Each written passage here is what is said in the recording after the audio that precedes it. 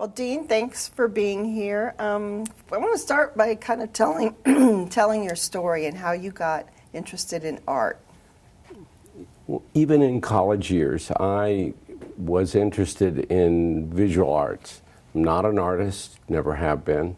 Didn't even like the art history courses I had taken in college. It was kind of stuck in Italian Renaissance, and that was not where my head was at that point in my life. So I started buying more modern art from friends who were artists, and then started going to galleries as a way to kind of find free pastimes, and found myself collecting and buying more and more art through the years. And so I have collected art for probably 50-some years. And how did art find a way into your professional career? Wherever I worked, people knew that I was interested in visual arts, and people knew that my office often would be filled with whatever I was collecting at that moment, and I would share it with people up and down the hall, in conference rooms. Staff who needed art for their offices often would come to me, and I would give them art. And so that's kind of the reputation I had.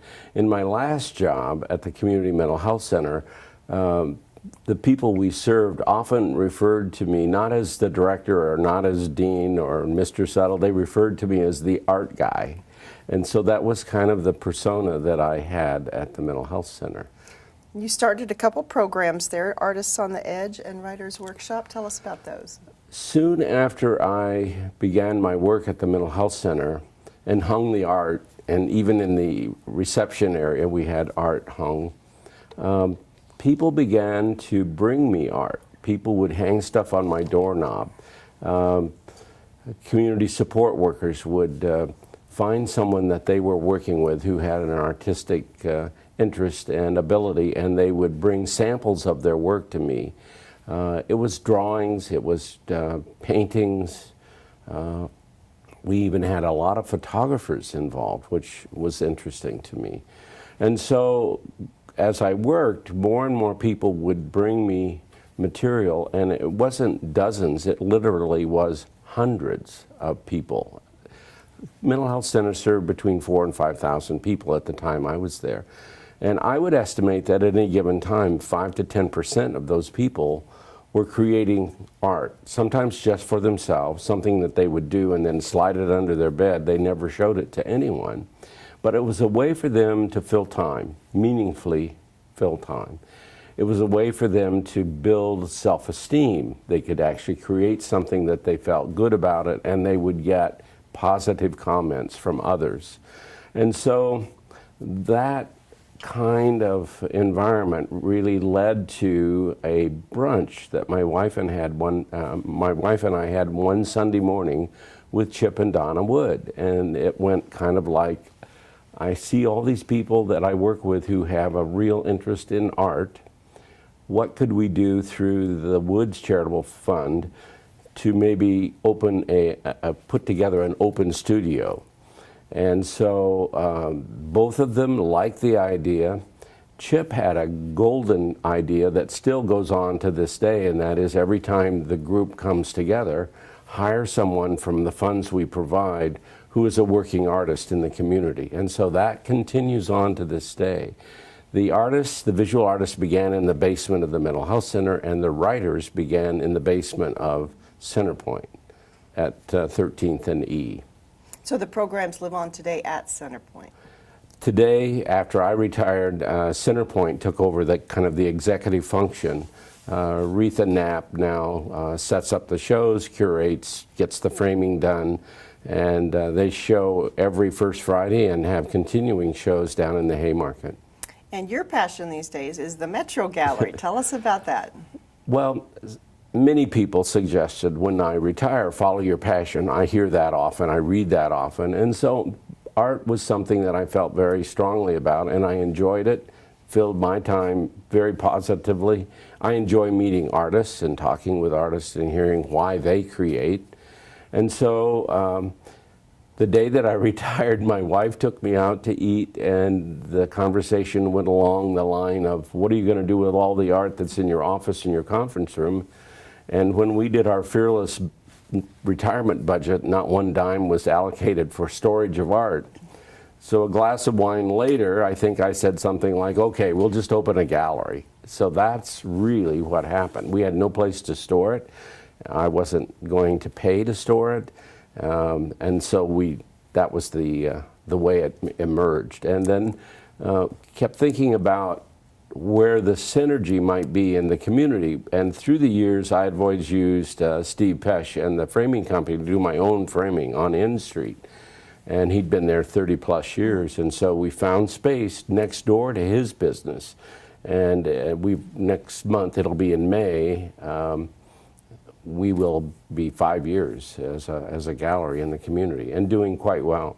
Now, you've been called a real champion and supporter and friend of outsider artists. What does that term mean to you? Outsider art is really a label that has been given to people who probably couldn't market their art themselves very well, either because of finances or because they present differently than you and I would, Diane. So they would seek a safe place. They would seek someone to advocate for their art, someone who would appreciate their art, someone who would maybe help mat and frame their art. And that's really what I've done for the last, well, since 1990. Why is it important for people, especially those who struggle with mental illness or substance abuse, why is it important for them to have a creative outlet?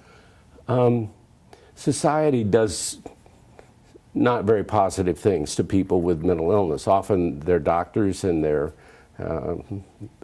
helpers in their care tell them not to go to work because they'll lose their benefits. They'll lose their SSI, their SSDI. And so then the person is left with not really being able to work, not being able to earn money, and yet they have all this time to fill. How do you fill time that is meaningful to the person and provides positive feedback? And so art is a really natural kind of process for them to get involved in. The other thing is there's lots of literature out there showing that people who are somewhat different in our community often have artistic abilities. Right-brained people are very different than left-brained people, and so they appreciate things visual, or they'll write all night long with a flashlight in their teeth under the covers. I mean, there's all kinds of interesting stories as to how people create, when they create, and then, like most artists, they're very unsure of the product, or they don't know when to quit. And so often I'm sought out, do you think this is done? Do you feel it's done? Have you signed the piece? And so you go through a series of questions like that. One rubric that I've always used in working with outsider artists is if they've taken the time to create it, I'll take the time to honor it. All right. Carl Eskridge was one of the folks who wrote a letter on your behalf. He said, you've made a real difference in many, many people's lives. What have you gained from this whole experience? Well, first of all, I enjoy their art. I mean, it's a very simple, visual, artistic response to some of the things I see. Outsider art often is unfiltered.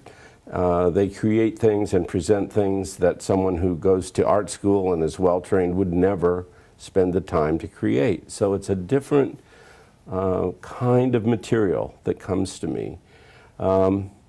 I continue to really get a lot of rewards personally for seeing new material. It just walks in probably once or twice a month. I find people that I've never met before, never had any clue they were even working in either photography or visual arts, and they literally blow me away. That's pretty cool. Let me see, what else do I have here? I think that's about it. Is there anything else that you want to add, Paul? Well, I'm most appreciative for Centerpoint for kind of shepherding and continuing on with that project that was launched.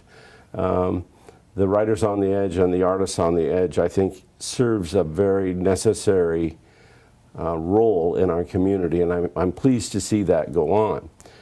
My little Metro Gallery continues to serve the same people. At some point, they kind of unhook from the Artists on the Edge group, and then they go a little bit more mainstream. In my gallery, probably 10 to 15% at any time are outsider art. Nobody knows that except me. Their art hangs with everybody else's art.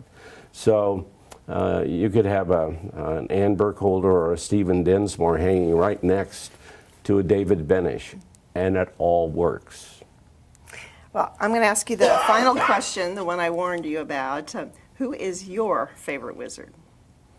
You know, my favorite wizard would be one of the one or two people who came early when I was at the mental health center, hung their stuff on my doorknob and said, "I'm an artist. Let me have some time. I need an appointment. I want to show you what I have." I didn't know that there were people clamoring for that kind of notice and reception. I did not, in my head, think that there was a future for outsider art in this community. So there was a photographer named Chance. There was an artist named Mike Kula, who's now deceased. Nigel Major, another gentleman who would continually bring their material. Word then kind of got out to Omaha that there was this guy in Lincoln who would look at your material. And we have a show currently during the month of April at the Metro Gallery, and his name is Bob Donlon. Amazing work, absolutely amazing work. So, like the first half dozen people who knocked at my door and wouldn't go away would be my band of wizards.